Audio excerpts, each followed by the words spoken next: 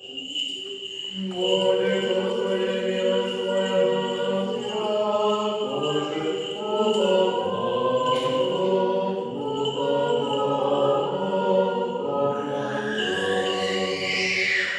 Возвеселится праведник о Господе и уповает на Него. возвеселится праведник на Господе, и уповает на Него.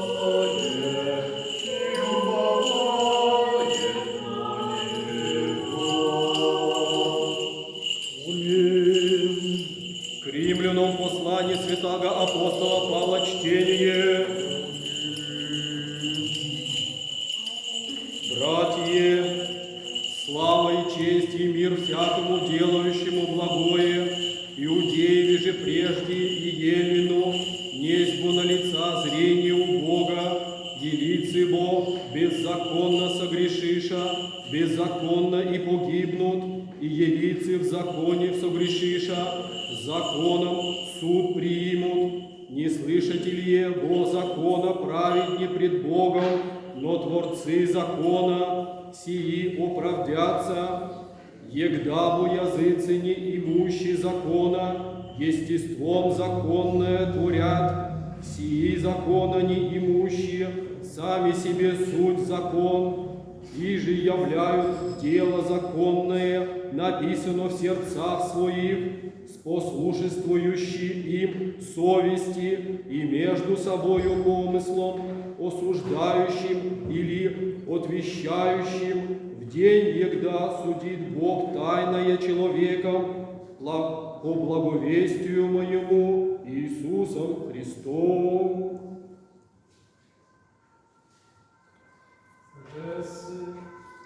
Lecture de l'épître du Saint apôtre Paul aux Hébreux. Frères, c'est par la foi que tous les saints conquirent des royaumes, exercèrent la justice, obtinrent l'accomplissement des promesses, fermèrent la gueule des lions, éteignirent la violence du feu, échappèrent aux tranchants du glaive, tirèrent force de leur faiblesse, montrèrent leur vaillance au combat, mirent en fuite les armées d'étrangers. Par la foi, certains ont ressuscité pour des femmes leurs enfants morts. D'autres se sont laissés torturer, refusant la délivrance afin d'obtenir une meilleure résurrection. D'autres encore ont subi la dérision, les coups de fouet, en plus des chaînes et de la prison. On les a lapidés, sciés, torturés, livrés par le glaive à la mort. Ou bien ils dirent « allez ça et là », sous des toisons de chèvres ou des peaux de moutons, dénués, opprimés, maltraités, eux que le monde n'était pas digne d'accueillir, ils ont erré dans le désert et sur les monts, habitant les cavernes, les trous de la terre. Néanmoins, tout cela, tous ces martyrs de la foi, n'ont pas bénéficié de ce que Dieu avait promis, puisqu'avait prévu pour nous un sort meilleur, afin qu'ils ne puissent, pas sans nous parvenir à la perfection. Voilà donc, nous aussi, entourés que nous sommes d'une si grande foule de témoins. Débarrassons-nous de tout ce que nous a alourdi, et d'abord du péché qui nous entrave. Alors nous pourrons courir avec endurance l'épreuve que nous a proposée, les yeux fixés sur Jésus, qui est l'origine de notre foi et qui l'amène à son ultime perfection. Братья, ныне бо ближайшее нам спасение, нежели егда верохом, ночь уба прейди, а день приближися, отложим уба дела темные и облечемся в оружие света, яко во дни благообразно доходим не по злогласувании и пьянстве, не любодеянии и стыдодеянии, не рвением и завистью, но облицитеся Господем нашим Иисусом Христом и плоти угодия не творите в похоти, изнемогающего же в вере приемлете, не в сомнении помышлений, бо верует ясти вся, и изнемогая зелье да ясть, яды не ядущего да не укоряет, и не яды ядущего да не осуждает, Бог бо его приять, ты, кто еси судяй чуждему рабу, своему Господеве стоит, или падает, станет же, силен бо есть Бог, поставите его. Мир вам, читающим веря в зрителя верю. И Духове Твоему.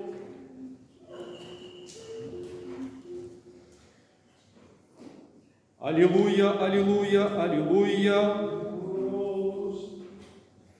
Бог дає отмщение мне, и покоривы люди подмя.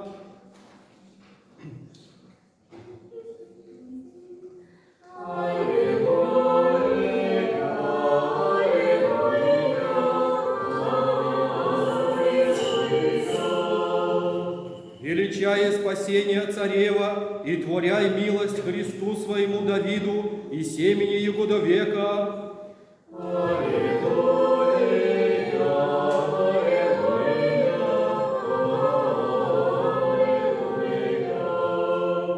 Благословен Господь Бог Израилев, яко посети и сотвори избавление людям своим.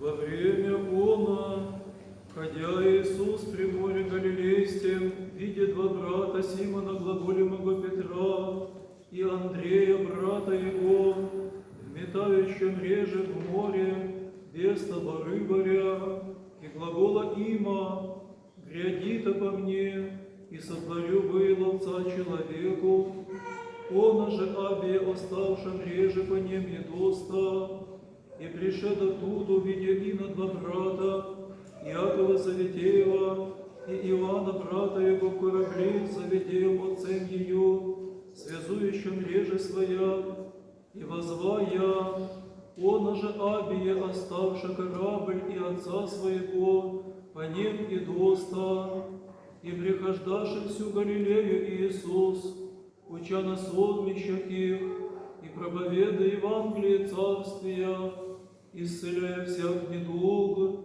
и всякую язю в людях. Во время она по Иисусе и доша народе мнозе от Галилеи и 10 град, и от Иерусалима, и Иудеи, и Саонова пола Иордана, узрев же народы, взыди на гору, и севши ему приступиша к нему ученицы его, и от бегства уста своя учащие глаголя, блажени нищие духом, яко тех из Царствия Небесное, блажени плачущие, яко те утешатся, блажени кроцы, яко те наследят землю, блажени алчущие, жаждущие правды, яко те насытятся, блажени милостивые, яко те помилованы будут, блажени чистые сердцем, яко те Бога узрят, блажени миротворцы, яко те Сынови Божии нарекутся,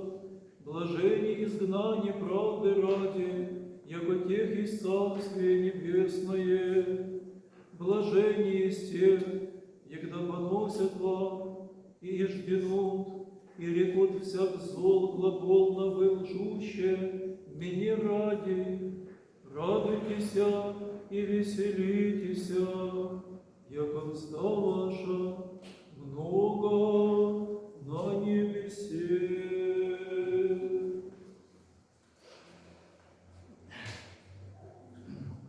puisque plusieurs ont entrepris de faire le récit des événements qui se sont accomplis parmi nous, tels que nous les ont transmis ceux qui en furent dès le début des témoins oculaires et sont devenus les serviteurs de la parole. J'ai cru bon, moi aussi, après m'être informé soigneusement de tout depuis les origines, d'en écrire pour toi, cher Théophile, un exposé suivi, pour que tu connaisses la solidité des enseignements que tu as reçus. Au jour d'Hérode, roi de Judée, il y avait un prêtre du nom de Zacharie, de la classe d'Abia. Sa femme était fille d'Aaron et s'appelait Élisabeth. Tous deux étaient justes devant Dieu et ils suivaient irréprochables tous les commandements et les observances du Seigneur. Ils n'avaient point d'enfants parce qu'Élisabeth était stérile et ils étaient l'un et l'autre en âge avancé.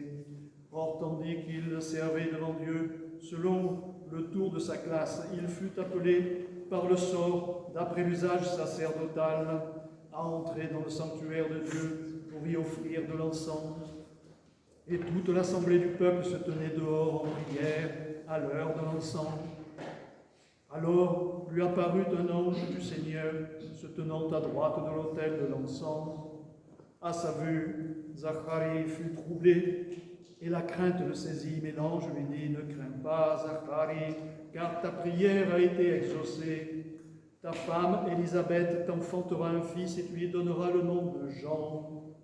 Il sera pour toi un sujet d'allégresse et de joie, et de sa naissance beaucoup se réjouiront, car il sera grand devant le Seigneur.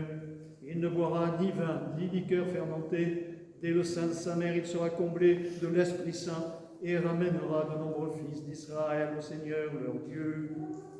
Lui-même, il le précédera avec l'esprit et la puissance d'Élie pour ramener le cœur des pères vers leurs enfants et les rebelles à la sagesse des justes, préparant au Seigneur un peuple disposé.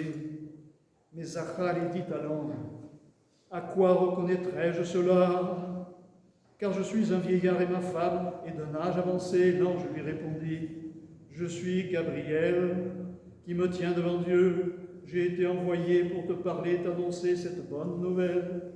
Eh bien, tu vas être réduit au silence et ne pourras plus parler jusqu'au jour où les choses arriveront.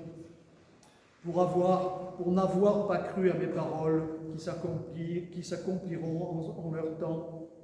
Cependant, le peuple attendait Zacharie, et l'on s'étonnait qu'il demeurât dans le sanctuaire si longtemps. Quand il sortit, il ne pouvait plus leur parler, et ils comprirent qu'il avait eu quelques visions dans le sanctuaire. Il leur faisait des signes et demeura muet. Puis, lorsque les jours de son service furent achevés, il retourna dans sa maison. Quelques jours après, Élisabeth, sa femme, conçut, et 5 mois durant, se tint cachée.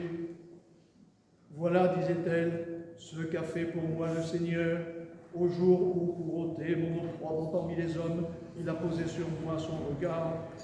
Lorsqu'arriva pour Élisabeth le jour de l'enfantement, elle mit au monde un fils. Ses voisins et ses proches, apprenant que le Seigneur lui avait prodigué sa miséricorde, partagèrent sa joie. Et le 8e jour, quand ils vinrent pour la circoncision de l'enfant, on voulait lui donner le nom de son père, Zacharie. Mais sa mère, prenant la parole, déclara: non, il s'appellera Jean. On lui objecta: personne dans ta famille ne porte ce nom. Alors, on fit des signes à son père pour savoir comment il voulait qu'on l'appelât. Il demanda une tablette et inscrivit Jean et son nom. Et ils en furent tout étonnés. À l'instant même, sa bouche s'ouvrit, sa langue se délia, il se mit à parler, bénissant Dieu. Tous les voisins furent saisis de crainte, et partout dans les montagnes de Judée où se racontait l'événement, tous ceux qui entendirent parler le gardèrent dans leur cœur et disaient: que sera donc cet enfant? Car la main du Seigneur était avec lui. Et Zacharie, son père, rempli de l'Esprit Saint, se mit à prophétiser. Béni soit le Dieu d'Israël, car il visite son peuple et lui porte la rédemption. Et toi, petit enfant, tu seras appelé prophète du Très-Haut, car tu précéderas le Seigneur pour lui préparer le chemin. Et l'enfant grandissait et se fortifiait en esprit, puis il vécut au désert jusqu'au jour où il devait se manifester devant Israël.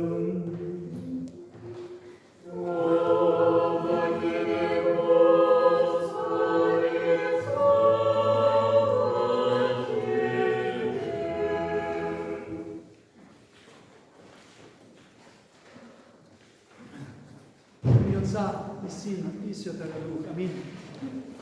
Как обычно, вы знаете, здесь стараемся проповедовать на языке страны. Тогда permettez-moi, разрешите peut-être на французском. Permettez-moi de continuer en français en tout premier lieu. Chers frères et sœurs, je voudrais vous dire combien je suis heureux de retrouver notre maison. La maison du Seigneur est partout, dans toutes les églises où l'on célèbre, dans tous les lieux de sa présence. Mais je suis heureux de me retrouver ici, dans notre église de Notre-Dame de Kazan. La Mère de Dieu, par son icône de Kazan, nous rassemble ses enfants. Et je suis heureux de revoir ceux qui étaient loin pendant quelque temps, qui nous ont manqué, mais qui étaient près dans notre cœur, pour qui on priait tout le temps. Moi, je l'ai oublié. Et aujourd'hui, le deuxième dimanche après la Pentecôte, nous sommes toujours dans le temps de la Pentecôte et nous sommes dans le souffle de la Pentecôte, puisque la Pentecôte est le temps de l'Esprit, la venue de l'Esprit Saint sur son peuple, sur les apôtres. Et que voyons-nous? Quel est l'évangile que nous enseigne l'évangile de ce jour? L'évangile de ce jour, c'est le premier évangile, parce que nous avons lu 3 évangiles. Nous avons eu des lectures très longues aujourd'hui. Je fais une parenthèse, nous ne les avons pas doublées, celui qui était trop long. Nous avons eu 3 apôtres, nous avons eu 3 évangiles.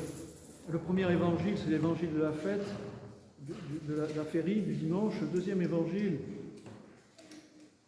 nous parle, c'est l'évangile que l'on lit pour tous les saints et les bienheureux. C'est les béatitudes, bien sûr. Et le troisième évangile très long que nous avons lu en français nous parle de Saint Jean le Baptiste, dont nous célébrons aujourd'hui la fête de la naissance de Saint Jean le Baptiste.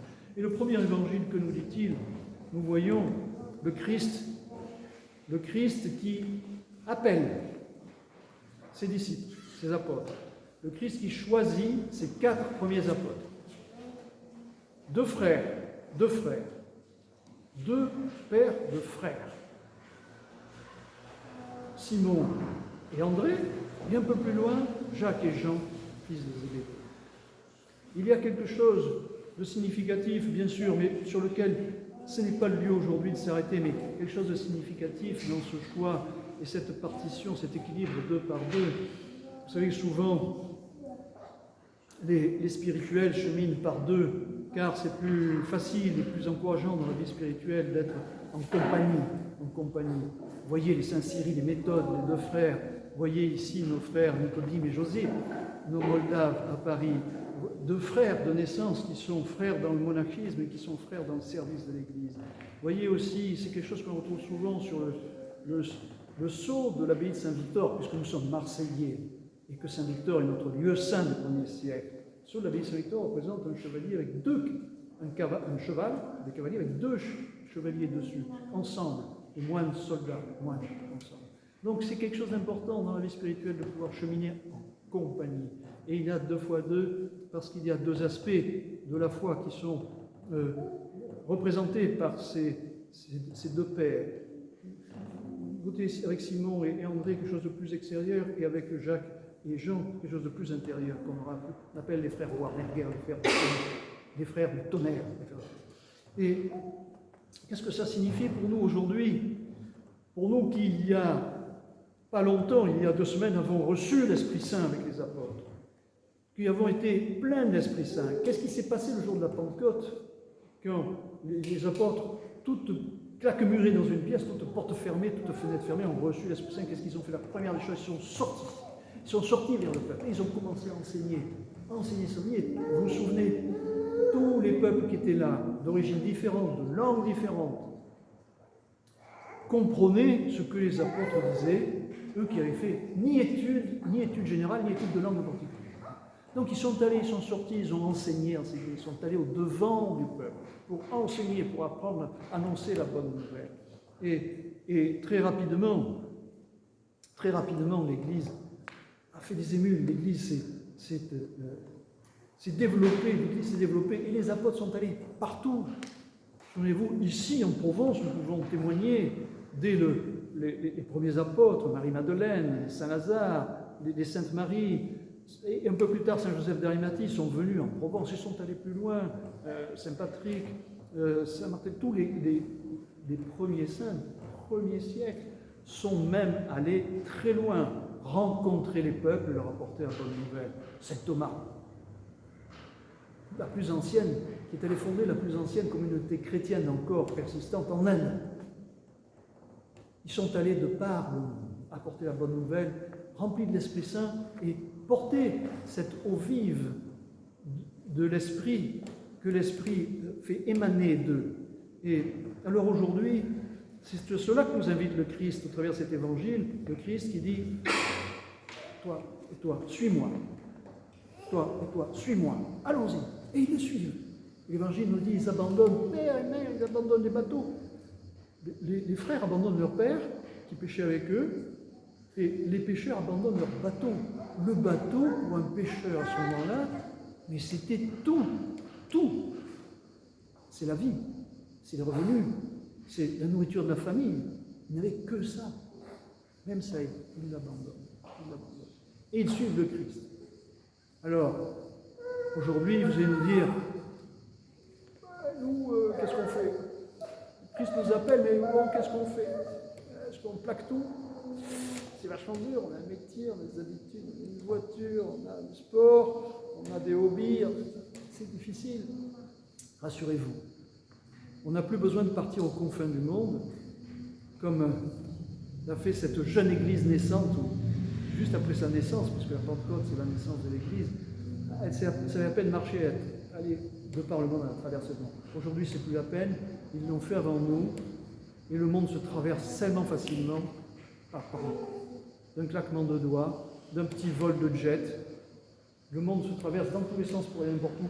Parfois, il suffit de contourner les obstacles et de passer par certains hubs aéroportuaires. C'est une autre histoire, mais ça passera. Mais le monde va partout.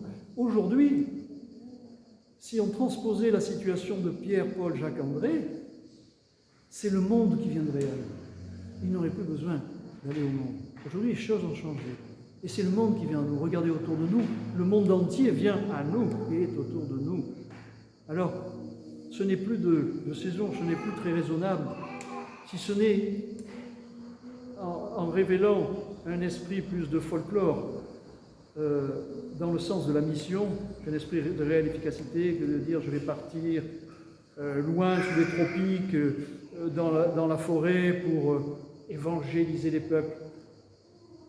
Ça, c'est pour se faire valoir. C'est pour se faire valoir et c'est de l'égoïsme. Et parce qu'il n'y a plus besoin, ces peuples-là, ils viennent à nous. Aujourd'hui, ces peuples-là viennent à nous. Chercher la parole du Christ, chercher ce que nous pouvons leur apporter. Alors c'est ici qu'il faut témoigner. C'est ici que nous devons témoigner. Alors comment devons-nous témoigner? Comment devons-nous apporter la parole du Christ? Eh bien, en la disant, mais surtout, en l'accomplissant. En l'accomplissant. En l'accomplissant. Souvenez-vous, l'apôtre Paul commence son premier épître, et l'approbation de Dieu, l'honneur et la paix seront accordés à celui qui pratique le bien, car ce ne sont pas ceux qui se contentent d'écouter la lecture de la parole qui seront justes devant Dieu. Non, ce sont seuls ceux qui accomplissent les prescriptions. Comment est-ce que le Christ enseigne? Le Christ, pendant toute sa vie terrestre, sa vie d'adulte, a passé son temps à enseigner, jusqu'à ce qu'il disparaisse. Même après sa résurrection, pendant 40 jours jusqu'à l'ascension, il a enseigné ses apôtres, il a parfait leur enseignement. Il a enseigné. Et comment, quelle est la meilleure façon d'enseigner, la plus efficace? Vous le savez, les parents, c'est par l'exemple. C'est par l'exemple. Alors voilà tout ce que nous demande le Christ aujourd'hui, qui, aujourd'hui comme hier, appelle à sa suite. Toi, toi et toi, viens. Laisse tout tomber et viens à ma suite. Eh bien, ce n'est pas aussi dur aujourd'hui, dans les derniers temps, de sacrifice à faire que ceux qu'avaient fait Pierre, Simon, Jacques et Jean. Mais nous devons le faire, notre sacrifice, nous devons le faire en vérité et en conscience et dans notre cœur. C'est-à-dire que nous devons véritablement accomplir la parole de Dieu là où nous sommes, tels que nous sommes. Et c'est par notre exemple rayonnant de chrétiens que nous apporterons la bonne nouvelle et que nous remplirons notre fonction et le rôle qui nous est assigné par le Christ lorsqu'il nous dit « Suis-moi ».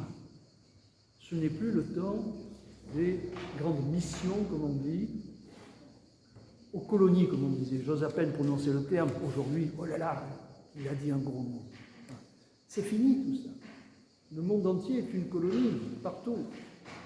Donc il faut rester à sa place, mon frère, et prier et manifester la présence de Dieu parmi nous. Mais pour ça, il faut le faire réellement. Il ne faut pas se contenter d'écouter sagement. Bon, c'est bien, j'ai écouté. Ok, j'ai fait mon devoir. Maintenant, je vais vaquer à ma vie courante. Non. Si nous sommes chrétiens et si nous avons reçu la parole de Dieu, la vie courante, nous devons la transfigurer et la vivre tous les jours.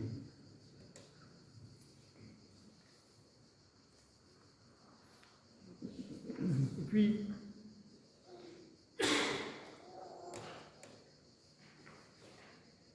en nous débarrassant de ces... Nous devons la vivre tous les jours, mais quand même, Pierre, c'est-à-dire Simon, André, Jacques et Jean, se sont débarrassés de leur filet et de leur bateau, ce qu'ils avaient de plus précieux, de plus cher. Un tel sacrifice ne nous est pas demandé si nous n'avons pas la force. Et pourtant, cela dit, c'est ce que font beaucoup de moines et d'ermites, de moines qui décident, qui prennent la décision d'entrer dans la vie monastique. Ça correspond à ça. Ils rejettent tout, ils coupent tous leurs liens matériels, même familiaux, pour se consacrer uniquement au Christ et à la vie cénobitique ou érémitique. Ils déposent tout leur fardeau. Alors ce qui nous est demandé aujourd'hui, c'est de déposer notre fardeau, ainsi que nous le disons à chaque liturgie, lorsque nous passons de la liturgie des fidèles, la liturgie des catéchumènes à la liturgie des fidèles, la deuxième partie de la liturgie, après la grande procession, quand nous entrons tous ensemble après la grande procession dans le sanctuaire, dans le Saint des Saints, pour pouvoir entrer dans le Saint des Saints et participer dignement au mystère divin, que disons-nous? Déposons maintenant tous les soucis. Déposons maintenant tous les soucis du monde. Et nous qui dans ce mystère représentons les chérubins et chantons la très sainte Trinité, l'hymne 3 fois sainte, et déposons maintenant tous les soucis du monde. Ça veut dire ça. Laissons derrière nous toutes les scories, tous les liens qui nous attachent à toutes les futilités de la vie ordinaire qui nous retiennent, nous empêchent d'être vraiment chrétiens. Essayons à chaque liturgie d'avoir de plus en plus conscience de ça pour pouvoir vraiment prolonger notre journée et prolonger nos jours après la liturgie, après la Sainte Communion, en gardant le plus possible le trésor qui a été déposé en nous et de pouvoir en rayonner, de pouvoir en vivre et le manger, le mendiquer, garder ce corps du Christ que nous avons mangé, mais continuer à le manger tous les jours. Et en abandonnant notre attention et notre attachement à tout ce qui n'est pas essentiel. Ce qui est essentiel, c'est quoi? C'est l'amour du prochain. C'est les nôtres. C'est notre semblable. Souvenez-vous de l'Évangile, qui est mon semblable? Qui est mon frère? À chacun de le reconnaître. C'est notre semblable qui est important. Celui devant qui nous devons baisser les armes et nous rendre, alors que nous étions plutôt tentés de le condamner, de le m'originer auparavant. C'est lui notre prochain, notre semblable.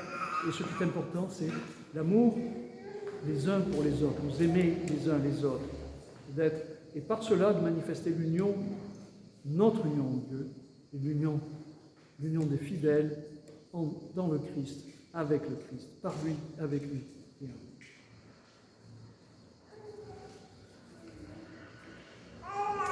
lui. L'apôtre nous parle aussi de nos frères qui nous ont précédés, les exploits des premiers chrétiens. Alors, je dirais plutôt, pas tellement les premiers chrétiens, mais ceux qui nous ont précédés. Parce que lorsqu'on formule ainsi les exploits des premiers chrétiens, c'est ancien. Oh, c'était les premiers siècles. Ah, c'est beau. C'est l'histoire dont nous héritons. Bon, mais c'est avant. C'est loin là-bas. Nous, ça ne nous concerne plus trop. Vous voyez, c'est comme dans un musée quelque part. Non. Les exploits dont on parle et que tous nos saints-pères ont réalisés, ce sont des saints-pères qui nous ont précédés. Pas si loin que ça. Pas si loin que ça. Saint Séraphin de Sarov, c'est pas si loin que ça. Saint Jean de Shanghai, c'est encore pas si loin que ça. Saint Luc de Saint-Phéropole, c'est encore pas si loin que ça. C'est actuel. Donc tout ça, c'est pas dans une vitrine, c'est actuel. Et aujourd'hui, c'est possible. Ça veut dire que ceux qui nous ont précédés, c'est pas seulement il y a des siècles. C'est la semaine dernière, c'est le mois dernier, c'est il y a quelques années. Donc c'est possible, les exploits dont nous parle Saint Paul, c'est possible. Non seulement c'est possible, mais c'est aujourd'hui plus que jamais nécessaire. Et Saint Paul le rappelle, même à son époque. Il faites ceci, c'est-à-dire préparez-vous, débarrassons-nous du fardeau, revêtez-vous du bouclier de la foi, et faites ceci d'autant plus que vous savez en quel temps nous vivons. C'est désormais l'heure de sortir de votre sommeil. Réveillez-vous, car le salut est plus près de nous que lorsque nous avons commencé à croire. Car le salut est plus près de nous que lorsque nous avons commencé à croire. Réveillez-vous. Vous voyez comme Saint Paul, chaque fois, c'est étonnant. Divitiano, car Saint Paul, actuel, c'est étonnant comme Saint Paul, on dirait qu'il écrit pour aujourd'hui, qu'il nous parle à nous aujourd'hui. Étonnant. Alors soyons-en conscients et ne tardons pas à suivre son conseil. Préparons-nous. C'est aujourd'hui qu'on a le plus que jamais besoin des exploits de nos saints-pères, des saints-pères que vous êtes, que nous sommes tous dans l'unité dans le Christ. Je n'ai que trop parlé, et ça fait longtemps que je ne l'avais pas fait, et je vous remercie de votre patience. Et je voudrais quand même, il faut rajouter un mot pour celui que nous fêtons aujourd'hui, dont nous fêtons la naissance, c'est Saint Jean le Baptiste. Bon, nous n'avons pas pu, pour un problème technique, avoir son icône ici, mais vous le portez dans votre cœur, Saint Jean le Baptiste. Pardon, d'ailleurs, il est là. Il est là, Saint Jean le Baptiste, dont nous vénérons, nous fêtons et célébrons la naissance, Saint Jean le Baptiste. Cet évangile est très long.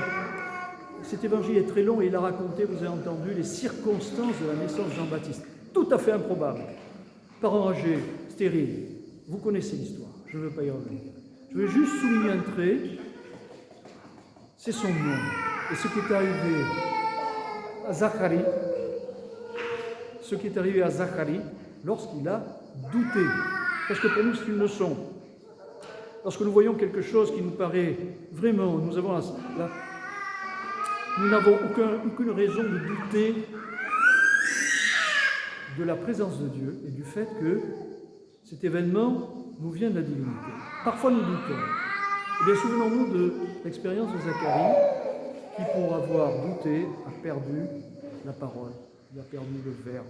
Son nom Zacharie signifie à la fois la mémoire, le souvenir, le zikr, et le verbe et l'action de prononcer le mot, le nom, de prononcer le nom sacré, le nom divin. C'est ça que signifie le nom Zacharie. Et par le silence qui lui est imposé en punition, il a été privé de cette fonction. Il a été privé de son identité. Son nom propre signifie l'invocation du nom. Or, il a été condamné au silence. Il a été privé en quelque sorte de son identité. Souvenons-nous de ça pour ne jamais douter de tout le bien qui nous arrive dans le monde. Il a très chaud. Nous avons tous très chaud. Alors je voudrais simplement en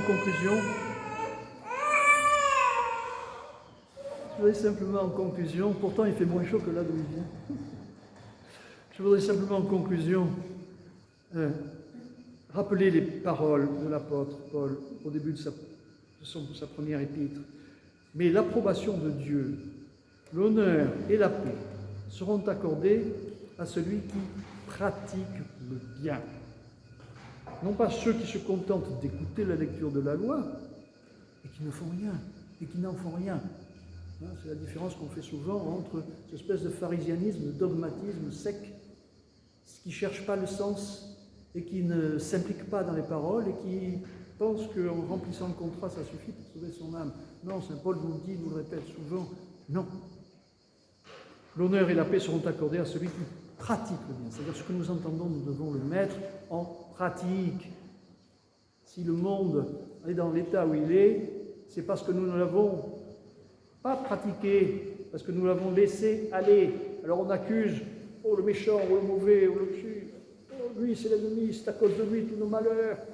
Mais non, c'est à cause de nous. Nous n'avons pas tenu notre place, rempli notre fonction.